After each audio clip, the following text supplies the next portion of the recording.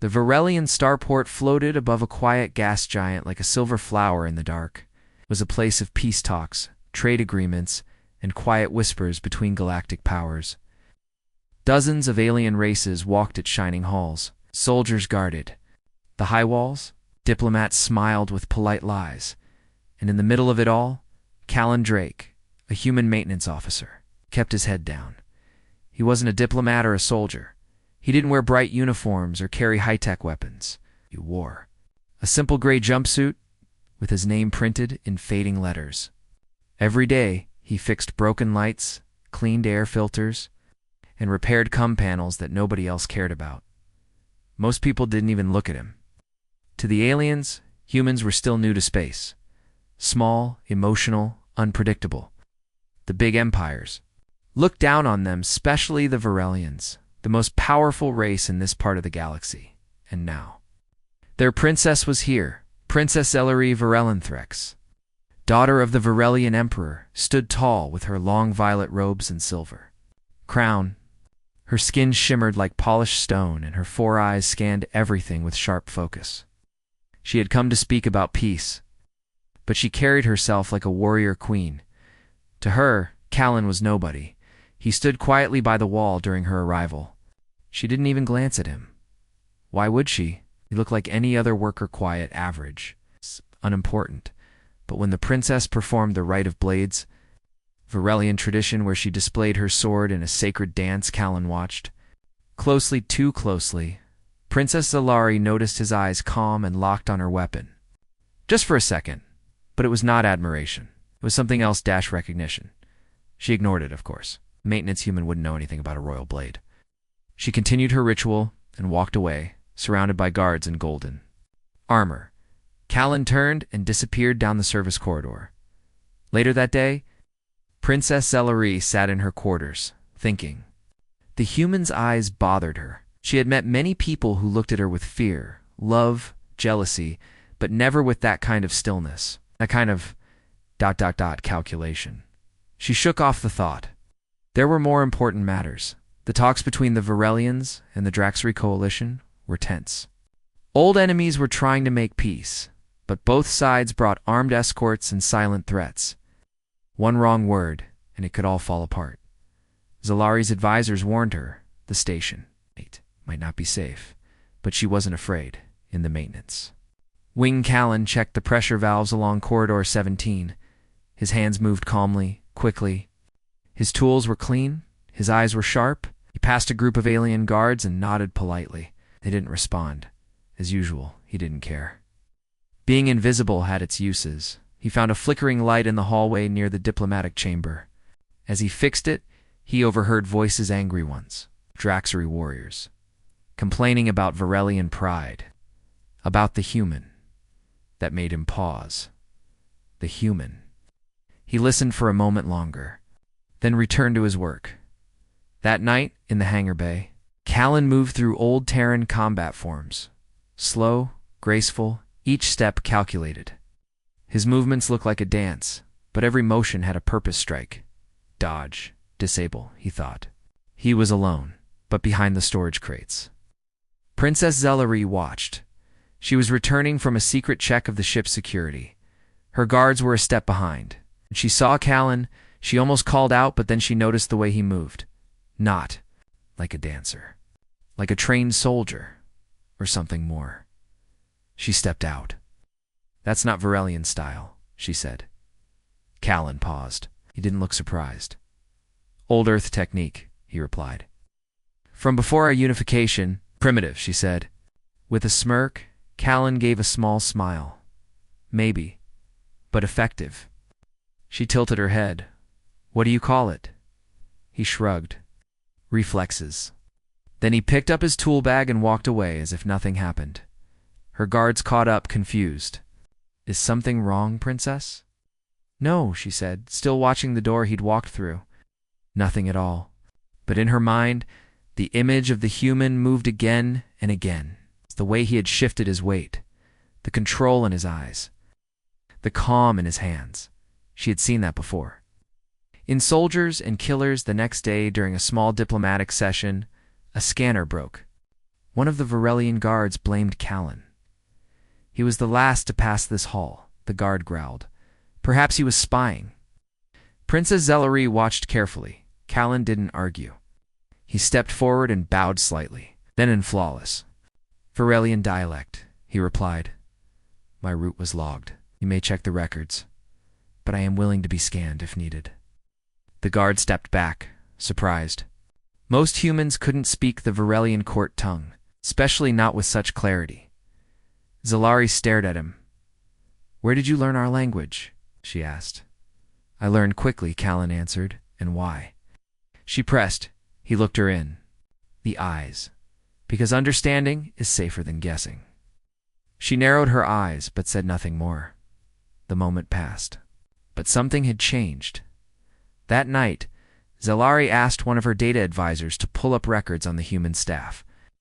The system brought up a file on Callan Draka, civilian technician, transferred from the outer colony's excellent service record. No military background. Too clean, too simple. She frowned. Somewhere deep in her royal instincts, something told her this human wasn't who he seemed. The sky-glass hall was the heart of the station. It stood tall with walls made of transparent crystal, showing the stars beyond. Inside, alien diplomats walked in fine robes. Words were soft, smiles polite, but tension floated like smoke in the air. The peace talks between the Varelians and the Draxery coalition were not going well. The Draxery wanted territory. The Varelians refused to give any. Old wounds were still open. Every sentence felt like it carried a threat beneath it. Princess Zellerie Virelantrex sat calmly on her throne-like seat. Her voice was sharp but controlled. She had trained for this. Her people watched her. Every guard stood ready, but her thoughts were somewhere else. She kept thinking about the human Callan Drake. Why did a simple technician move like a warrior? Why did he speak the royal tongue without accent? Why did he feel so ... aware? She shouldn't care. He was just a human. And yet she did care. In the lower halls, Callan moved silently through his rounds. He replaced power cores, checked cooling. Unison ignored the looks some guards gave him now. Word had spread. The Varelian guards didn't trust him. Some Draxery had noticed him too. Why was a human wandering so close to the diplomats? Why did he always seem to be listening? He didn't speak much, but he noticed everything. A security drone passed by him, its sensors flickered for a second. He paused, tapped a few buttons on his wrist tablet, and moved on. Behind him, the drone's camera reset. Strange error. It's one of many he'd seen lately. Something was wrong on the station, something deeper than politics. Back in the Skyglass Hall, Princess Zellerie leaned over to her lead advisor, General Kale Thross. "Has the human's background been confirmed?" she asked quietly. "Yes," Princess Cal replied. "Civilian. No criminal record. No military files. Raised on the outer colonies. Nothing unusual."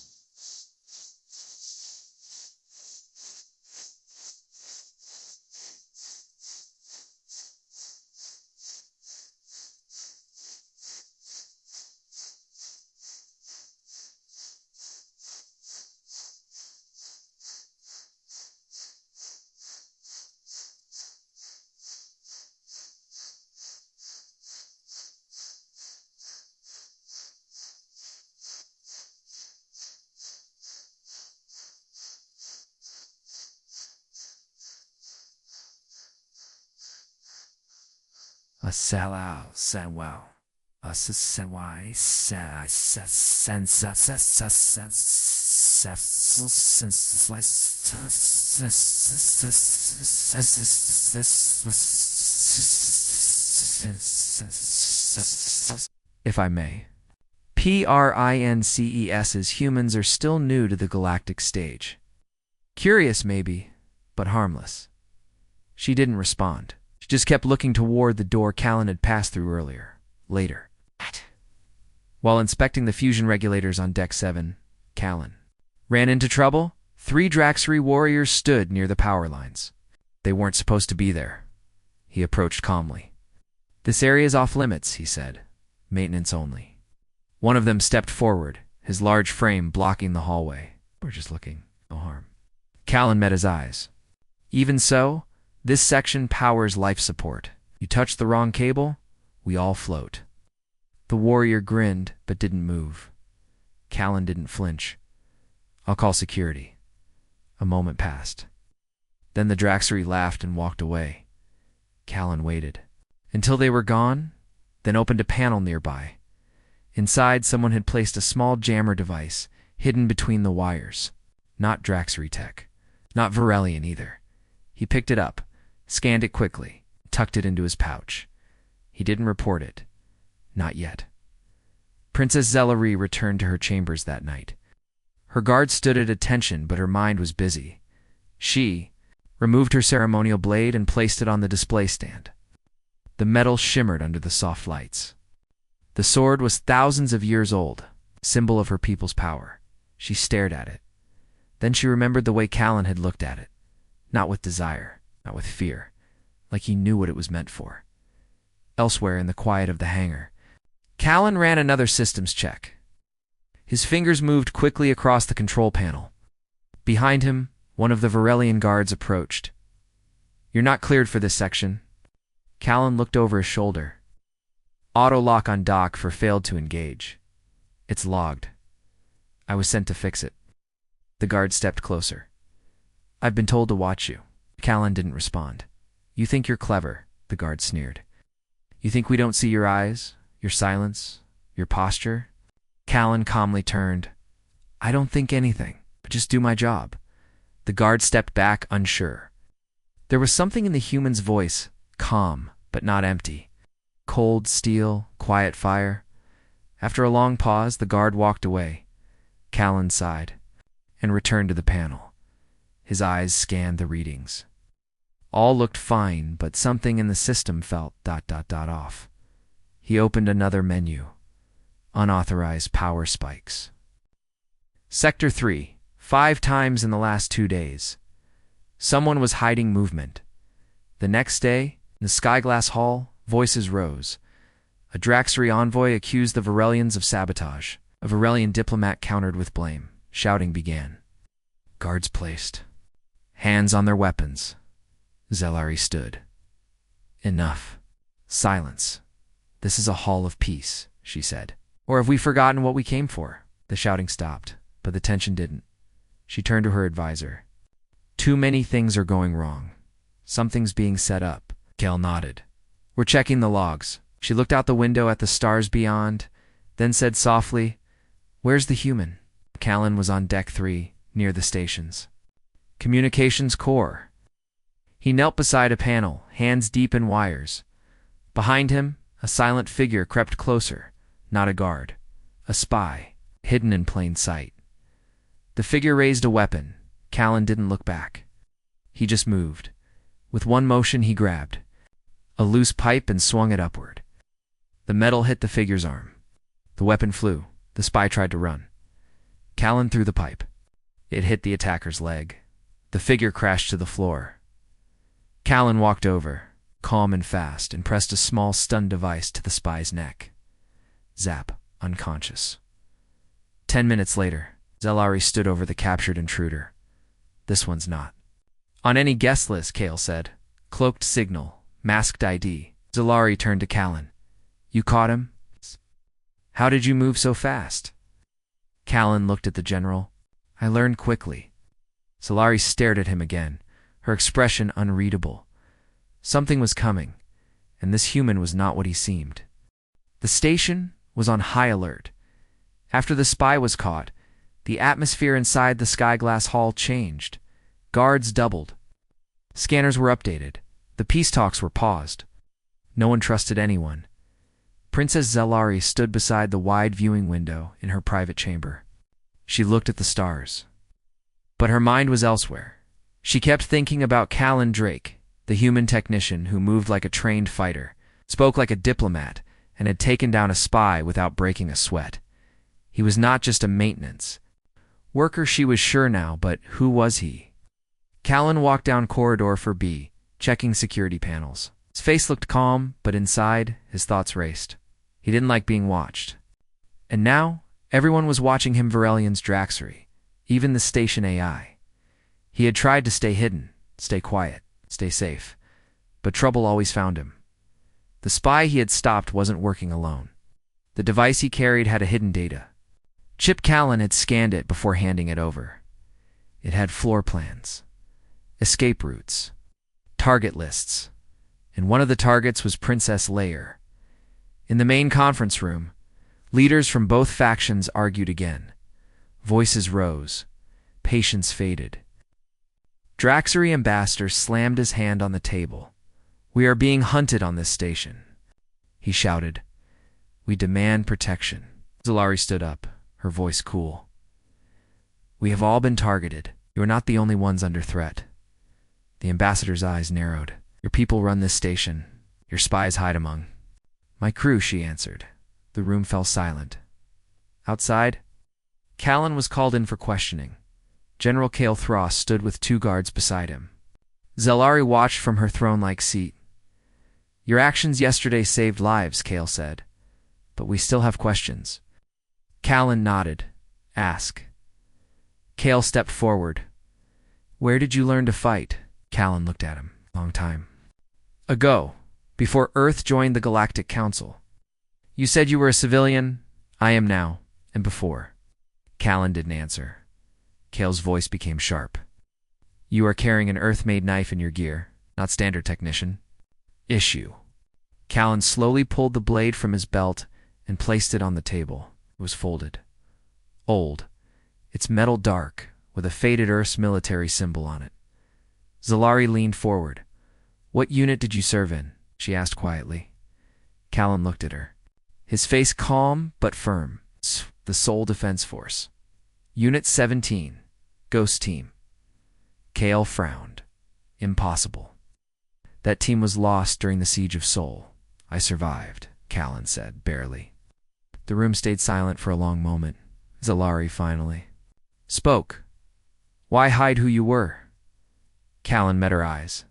"Because every time people know, war follows." Cale stepped back, unsure. The princess looked at the blade on the table. It was small, simple, but it had history. Earth's early wars had created legends, and Ghost Team was one of them. Experts in infiltration, sabotage, and quiet destruction. No wonder he moved like a shadow. Later, Zalari walked through the gardens near the upper decks. Callan was called to join her. No guards, just the 2 of them. The stars above looked close through the clear dome. Strange flowers from 100 planets glowed softly in the artificial breeze. Zalari stood beside a glowing blue tree. "You could have let that spy go," she said. Callan shrugged. "Would have returned with more." She looked at him. "Why? Are you here really?" Callan folded his arms. "I wanted to disappear. After Soul... I didn't want to fight anymore. Yet here you are, again in danger. Seems like danger follows me." She looked at him closely. "Or maybe... you follow it." He didn't reply. After a moment, she said, "I saw you watch my blade. During the ceremony." "It's an ancient Varelian sword," Callan said. "Second era, twin-forged. Your stance during the dance was slightly off balance. Leg turned out too far." She blinked. "You studied Varelian sword forms?" "I've studied everyone's." Suddenly, the alarms blared. Red lights flashed across the garden. A deep voice echoed through the air. "Emergency. Hull breach in Sector 9. All security teams report immediately." Zalara's eyes widened. "That's near the control tower." Callan was already moving. "Stay with the guards," he said. She didn't single quotes. When they reached Sector 9, smoke filled the air. Explosions had torn through the lower wall. Panels sparked. 2 guards lay unconscious. A group of black-armored attackers moved through the chaos, heading for the control room. Callan ducked behind a pillar, scanned the scene, then turned to Zalari. "You need to get out of here." "I'm not leaving," she said firmly. He looked at her once, then nodded. He reached into his belt and pulled out the folded blade. With a smooth click, it opened. It was small, but something changed the moment he held it. His posture shifted. His eyes sharpened. He wasn't a technician anymore. He was a weapon. In seconds, he was in motion. He dashed toward the first attacker, blade flashing. One quick strike to the leg enemy down. He grabbed the fallen rifle, rolled into cover, and fired 2 stun shots. Zellari watched in shock. Each movement was exact. Step silent.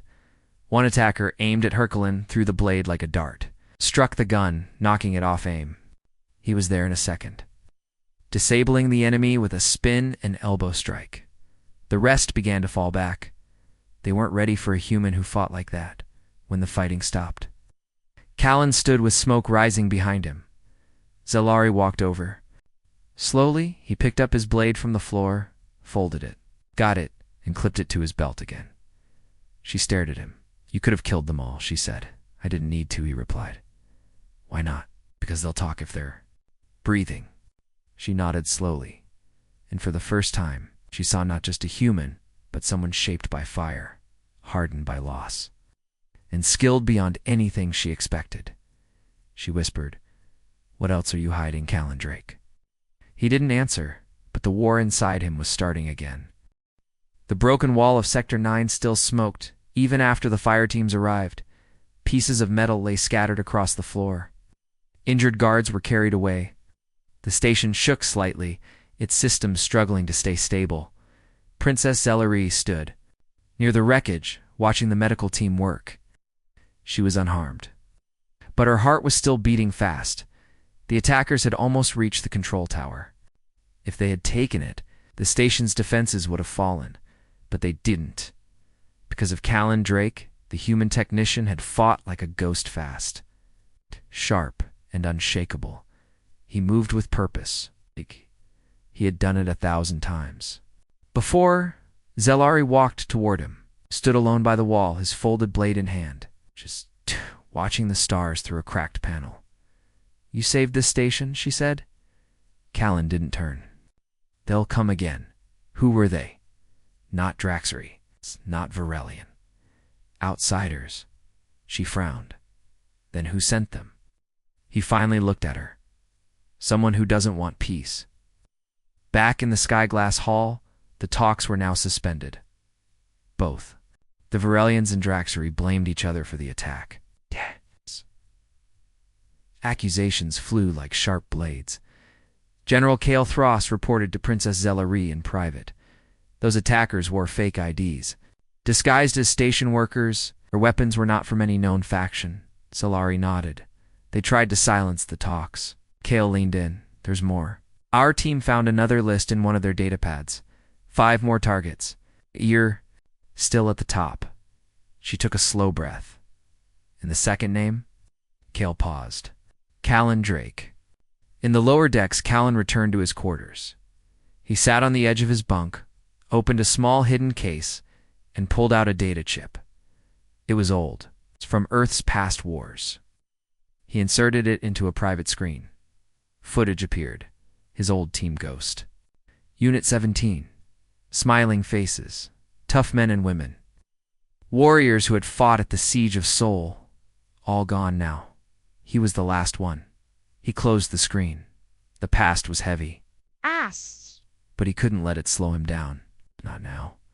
Someone was trying to restart. A war, and he was caught in the middle. The next day, the station's command center was busy. Dozens of officers studied screens and scanned signals. One signal caught attention. A cloaked ship. Approaching slowly from the far side of the gas giant, it didn't respond to hails, didn't broadcast ID. Callan was called to the center by request of Zellari. The moment he saw the signal, his face hardened. "That's not a pirate ship," he said. Cale raised an eyebrow. "Then what is it?"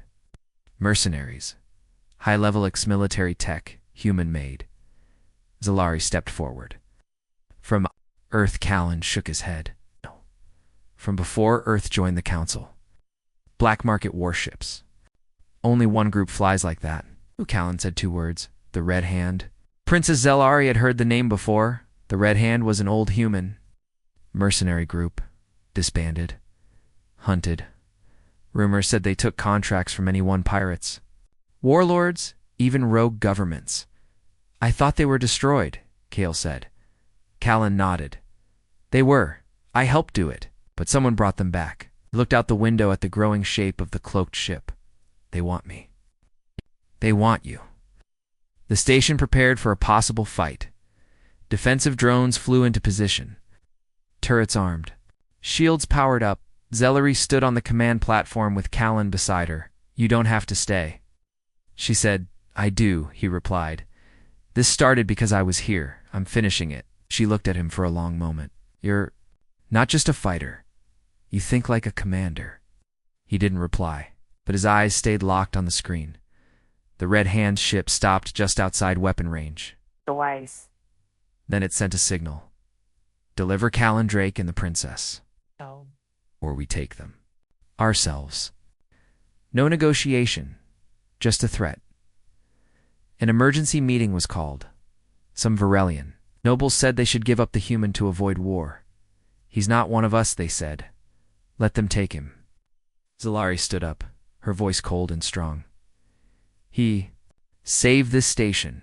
He protected my life. If you give him up, you'll prove we're weak, Kale added. And what if we give him, and they take the princess next? This isn't about one man. It's about control. Silence followed. Then Zellery turned to Callan. What's your plan? Callan studied the station's layout, defense systems, and old blueprints. He pointed to a service tunnel near the gravity stabilizers. If I get aboard their ship through this path, said I can shut down their engine core. Kale frowned. Alone. Callan nodded. Too risky with a team. I've done this. Before Zellery stepped forward, then I'm going to. No, Callan said quickly. Yes, she said. You're not the only one with training. He stared at her, surprised. She added softly, I trained in the Shadow School, Varelian's stealth class. They thought I'd never need it. Maybe they were wrong, Callan thought for a moment, then smiled slightly. All right, princess. Go save your station. That night, in the dark tunnels of the station, a human ghost and an alien princess moved like shadows, dressed in light armor and armed with only what they could carry. They slipped past sensors, patrols, and cameras. They reached the outer airlock, where a boarding tube connected secretly to the enemy ship. Callan opened the last door and looked at her. You sure? He asked. Zellery nodded. I'm ready. They stepped into the unknown together. The cold, silent darkness of the Red Hand ship stretched out before them. The boarding tube hummed quietly as Callan Drake and Princess Zellery slipped through it, moving swiftly and silently. The inside of the mercenary ship was like a ghost. Ship cold, dark, and eerily quiet. The walls were lined with metallic plating, the air thick with the smell of old oil and burn marks from past battles. They moved through the narrow hallways, staying low and using every shadow to their advantage. Callan's eyes were sharp, scanning every corner. His instincts, honed through years of combat and survival, kept him alert.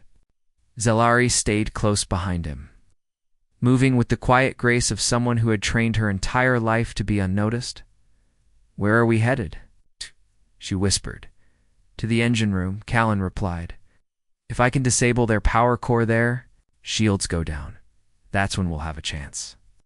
Then let's make it quick, Zellery said, her voice steady. She wasn't afraid. She had trained for moments like this: stealth, precision, and speed. She might not have Callan's experience, but she had her own strengths. As they approached a corner, Callan held up a hand, signaling Zellery to stop. He peeked around the corner. 2 guards stood by a door at the end of the hall. They were armed, talking lazily, unaware of the approaching danger. Callan's mind worked fast. He needed a distraction. He reached into his pouch and pulled out a small device, a sonic pulse grenade. It was a simple tool, designed to emit a loud, disorienting sound that would give them a few seconds to act. He pressed the button and tossed it down the hallway. The device landed with a soft click. The guards turned, their eyes widening in surprise as the grenade emitted a high-pitched sound. Both guards dropped their weapons and covered their ears. Stumbling back in confusion, Callan and Zellery moved quickly, each taking a guard and knocking them out before they could react. The process was smooth, quick, and efficient. Callan's combat training meeting Zalari's agility and precision. With the guards unconscious on the floor, they moved forward. They reached the engine room where the heart of the Red Hand's ship lay. The massive power core hummed quietly, its light glowing ominously in the dimly lit room. It was guarded by a few more mercenaries, but they hadn't spotted them yet. Callan checked the readings on the control panel beside him. Everything was as expected, too quiet, too easy.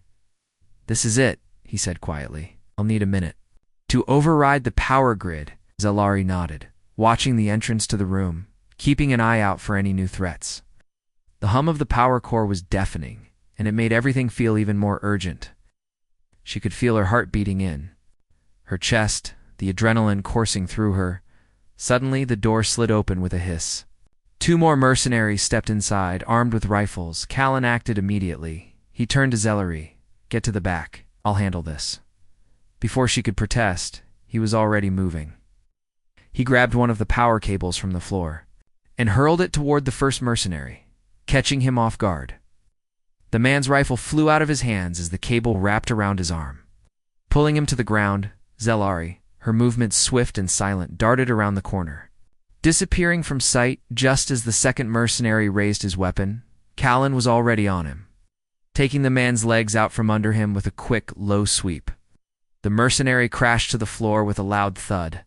He barely had time to react before Callan grabbed him by the collar and knocked him unconscious with a single blow. Zalari reappeared from the shadows, her face focused and calm. "Nice work," she whispered. Callan nodded, breathing heavily. "We're not done yet. Keep your eyes open." As they reached the power core central controls, Callan worked quickly.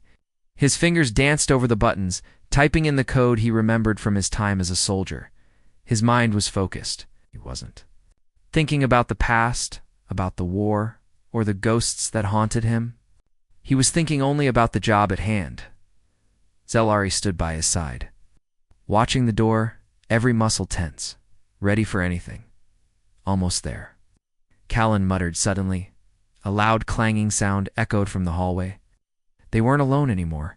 Mercenaries were coming. Zalari spun around, drawing her own blade, her posture defensive. "Hurry." Callan's fingers moved faster, the sweat beading on his forehead. The countdown on the screen blinked 30 seconds. The door at the far end of the room slid open. Two more mercenaries entered, rifles raised. Zalari threw herself into action, her blade flashing as she disarmed one of the attackers with a swift strike. She didn't hesitate. The second mercenary aimed his weapon at her, but Callan was already there. Using his strength and speed to disarm him, Zalari finished off the first attacker with a quick, clean strike to the chest. Her moves were fluid, almost effortless. The training she'd received paying off in real time.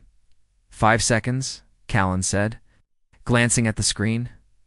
With a final press of the button, the power core shutdown sequence began.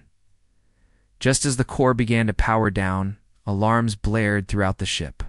Red lights flashed. The control room shook, signaling the shutdown of the shields. The mercenaries outside would soon realize they were vulnerable. Callan grabbed Zalari by the arm. Time to go. They sprinted back toward the airlock, the sound of heavy footsteps chasing them down the hallway. Zalari's heart raced, but her focus remained. How do we get back? Callan didn't answer. He didn't need to. He already had a plan.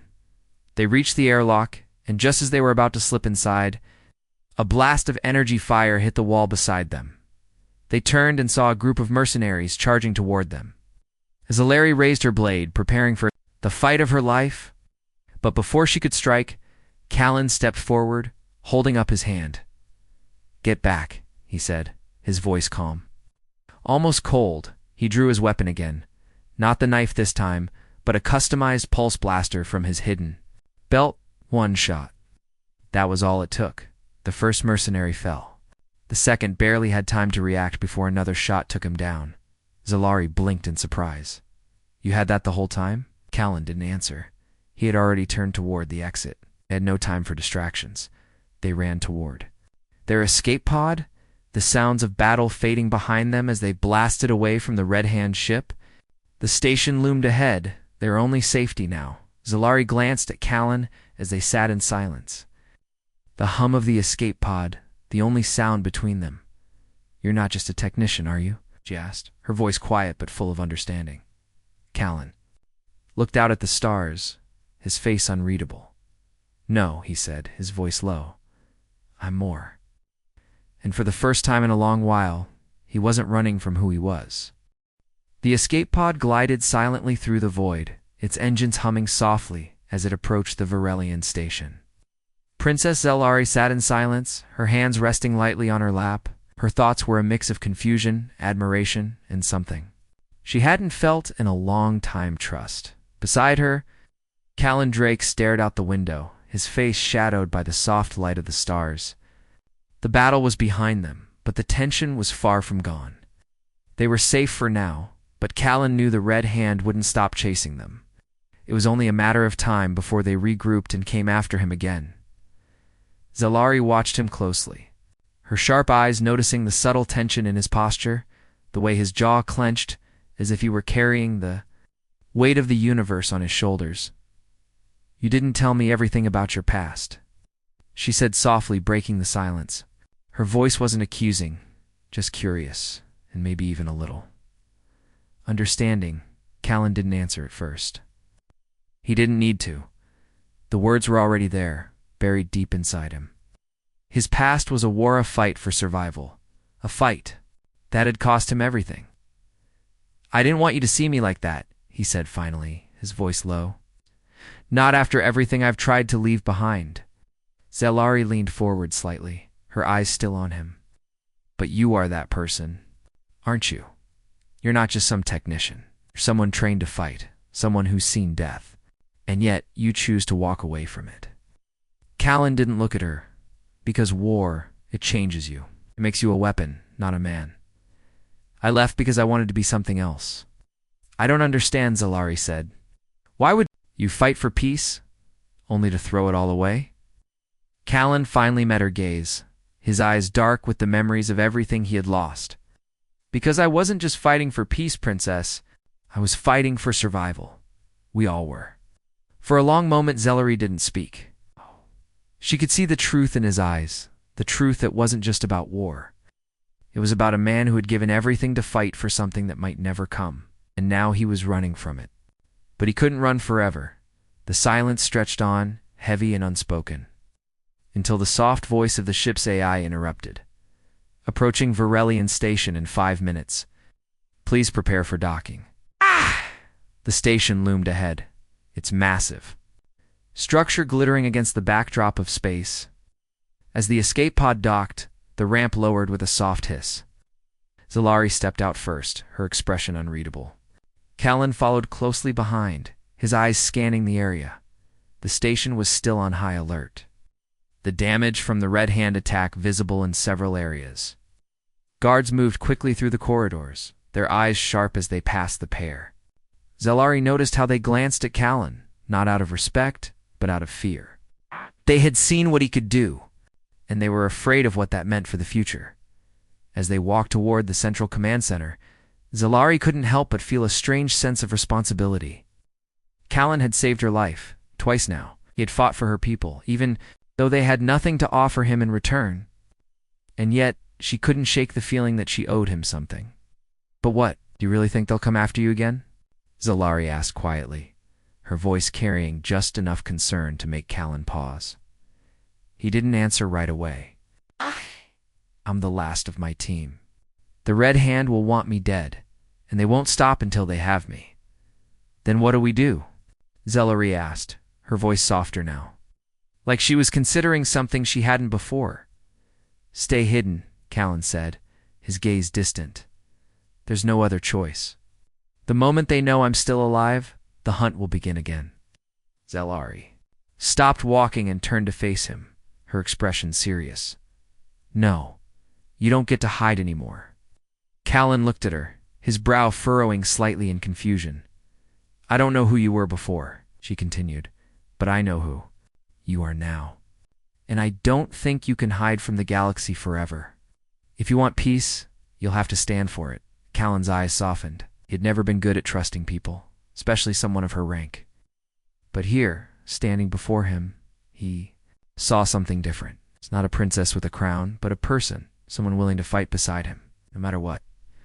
"You're wrong, princess," he said quietly. "I can't stand for anything anymore. I've done too much. I've crossed too many lines. Maybe it's time to stop running from the things you've done," Zalari replied, her voice steady. "Maybe it's time to fight for something real." Later that day, in the war room, Zalari convened a meeting with her advisors. She had already sent for the Varelian High Command. The galaxy was changing, and she needed to be ready. Callan stood beside her, quiet but present. Command, a mix of soldiers and politicians, gave him uncertain glances. They didn't trust him, but they knew better than to question Zalari's judgment. "Princess," one of the commanders said, "the Red Hand is a threat we cannot ignore. We need to act fast, or risk them starting a full-scale war." "Laris," the voice was calm but firm, "we will act, but not out of fear. I will not let this become a battle we can't win. We need to find the source of the Red Hand, end it before they can regroup." One of the commanders glanced at Callan, and what of the human? Zalari's gaze was steady. "Callan Drake stays. He has proven more valuable than all your fear. We fight together or we fall apart." Later that evening, as the station settled into a tense calm, Zalari and Callan stood side by side, looking out at the stars. "You've made your choice," Callan said softly. "You know what this means, don't you?" "I do," Zalari replied, her voice quiet but full of resolve. "But I don't fight alone." Callan smiled, just a little, for the first time since he had come to the station. "You're more than a princess," he said. "You're a warrior." She met his eyes and nodded. "And you're not just a ghost anymore, Callan." They stood there together, silent for a moment, both knowing that the hardest part was still ahead of them, but for the first time in years.